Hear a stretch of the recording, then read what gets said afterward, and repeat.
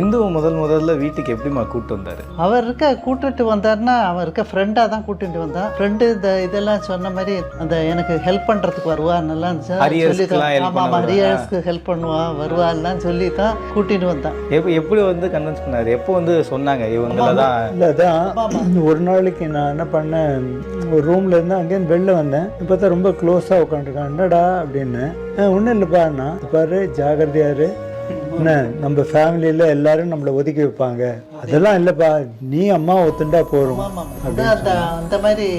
அந்த மாதிரி தான் அப்பா அம்மா ஒத்துண்டா போகிறோம்னு தான் ஆரம்பித்தான். சரி, நான் அப்புறம் சொல்லி பார்த்தேன். அப்புறம் சரி நம்ம குழந்தையாச்சு அப்படின்ட்டு பண்ணேன். அந்த பொண்ணும் அப்போ ரொம்ப இதுவாக தான் இருக்கும். ஸோ அதுக்கிட்டே சொல்லுவேன், பார்த்துக்கோமா உங்கள் அப்பா அம்மாலாம் கேட்டுக்கோ பர்மிஷன் அப்படின்னு.